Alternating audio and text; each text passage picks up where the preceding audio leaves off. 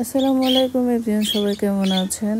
আমি বাজারের জন্য তেমন কোনো ফ্রুটস আমি আসলে আনি না, কিন্তু আমি অনেকেরই পাখির ভিডিওগুলো দেখে আমার খুব ভালো লাগে যে পাখিকে বিভিন্ন রকমের শাক সবজি খাওয়ায়, কিন্তু আসলে কি রকমের শাক সবজিগুলো খাওয়ায়, কি নামে সেটা কিন্তু আসলে জানি না, আর সেটা কিন্তু স্পষ্ট দেখা যায় না। তবে আমি ওকে আমড়া দিছি, আর আমড়াটা একটু পাকাই ছিল। মাশাআল্লাহ, আমড়াটা কিন্তু দুজনে মিলেমিশেই খাচ্ছে।